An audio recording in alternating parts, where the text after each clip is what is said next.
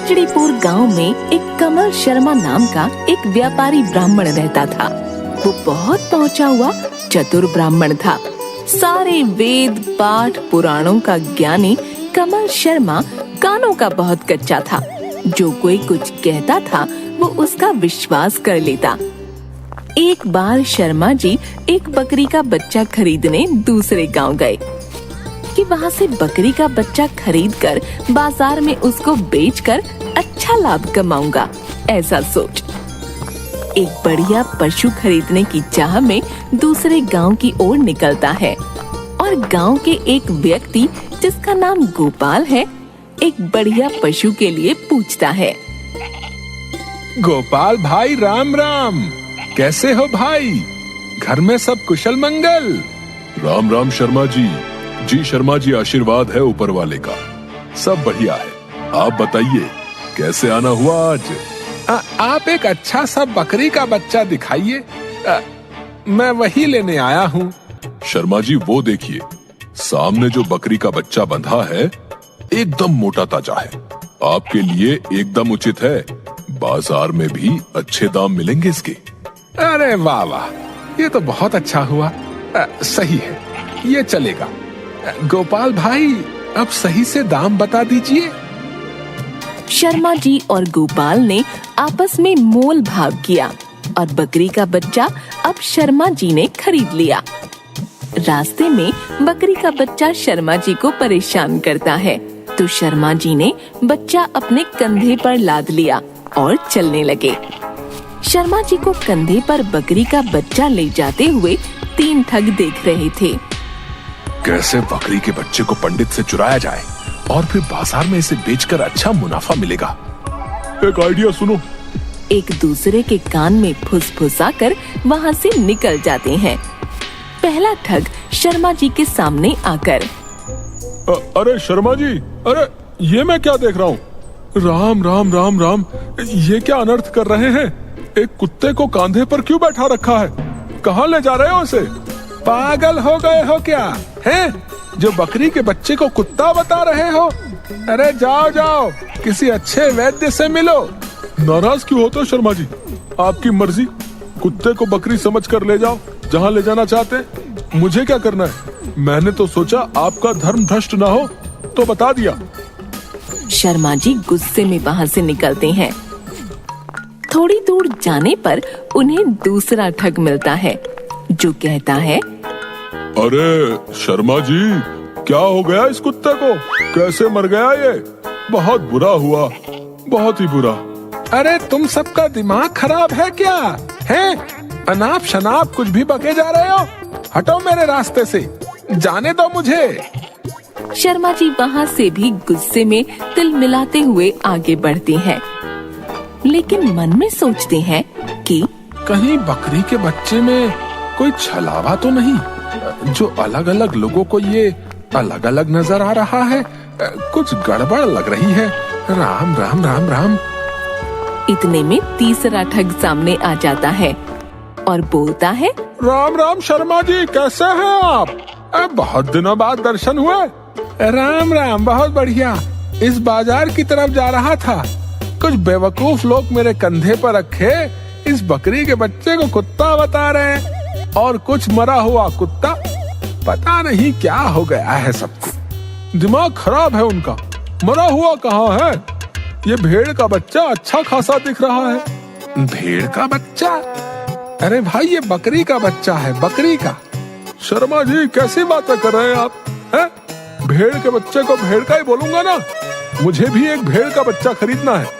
अगर आप चाहो तो अच्छा दाम दे दूंगा, 300 रुपए दूंगा और मुझे बेच दो इसे अभी, एकदम नगद।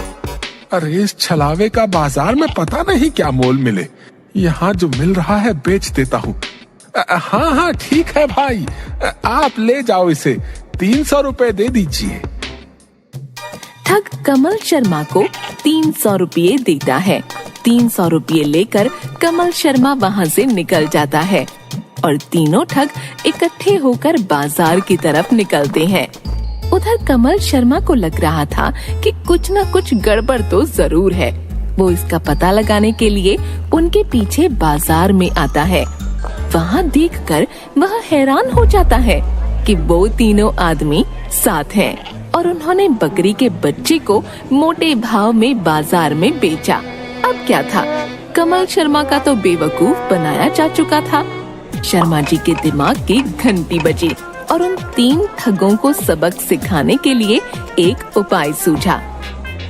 एक कपड़े की दुकान पर जाकर दुकानदार से कुछ बात करके और कुछ पैसे देकर वह वहां से निकलता है और उसके बाद एक ढाबे पर भी ढाबे वाले से कुछ बात करता है और कुछ पैसे देकर निकलता है। अगले दिन उन 3 ठगों के सामने से कमल शर्मा हाथ में एक लोटा लेकर जाते हुए इतने में तीसरा ठग सामने आ जाता है और बोलता है, अरे शर्मा जी, आप कहाँ चल दिए? अरे भाई, कैसे हो आप? किसी जरूरी काम से जा रहा हूँ, बस ढाबे पर खाना खाऊंगा फिर निकलना होगा। बाजार जा रहा हूँ इस लोटे को बेचने। अरे शर्मा जी, इस लोटे को कौन लेगा भला? ये कोई ऐसा वैसा लोटा नहीं है, हमारा पुश्तैनी जादुई लोटा है। आओ, मैं तुम तीनों को आज इस लोटे के जादुई पानी के बारे में बताता हूँ। आओ। तीनों ठग शर्मा जी के साथ उनके पीछे ढाबे पर चले गए। शर्मा जी ने वहाँ पर खुद भी खाना खाया और उन तीनों को भी खूब खिलाया और उसके बाद ढाबे वाला शर्मा जी से 450 रुपए हो गए सबके। शर्मा जी ने अपने लोटे से पानी लिया और ढाबे वाले के ऊपर छिड़क दिया और कहा, हे जादुई लोटे के जादुई पानी, चल दिखा अपना कमाल। इतना बोलने के बाद ढाबे वाले ने अपनी जेब में हाथ डाला और उसके पास जेब में पैसे थे। ये सब देखकर तीनों ठग हैरान हो गए और सोचने लगे, बस किसी तरह ये जादुई लोटा हाथ लग जाए। उसके बाद शर्मा जी कपड़ों की दुकान पर गए और अपने लिए कपड़े लिए, फिर पैसे न देकर अपने जादुई लोटे का कमाल दिखाया।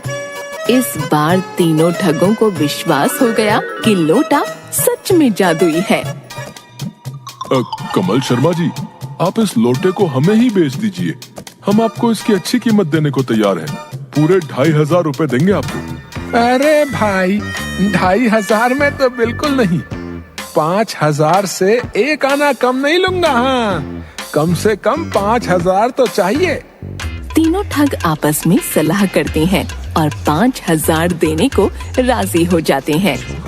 शर्मा जी, ये लो पूरे 5000। अब ये जादुई लोटा हमें दे दो, लाओ। कमल शर्मा जी 5000 लेते हैं और लोटा देकर वहाँ से चले जाते हैं। उधर तीनों ठग बहुत खुश होते हैं और सबसे पहले मुंह मीठा करने के लिए मिठाई की दुकान पर जाकर तीनों जी भरकर अलग अलग मिठाइयाँ खाते हैं। और जब दुकान वाला पैसा मांगता है तो लोटे का पानी लेकर उसके ऊपर छिड़क देते हैं। ये देखकर दुकान वाला गुस्सा हो जाता है। ये क्या बेवकूफों वाली हरकतें कर रहे हो? पैसे निकालो, पैसे। अरे अपनी जेब में देखो, पैसे आ गए होंगे। देखो देखो, यही तो है हमारा कमाल। दुकानदार ने अपनी जेब देखी तो वो खाली थी और फिर गुस्से में दुकानदार और आसपास के लोगों ने तीनों ठगों की अच्छे से खबर ली। बेचारे तीनों ठग पिटाई खाकर एक दूजे की तरफ मुंह लटकाकर बस देखे जा रहे थे।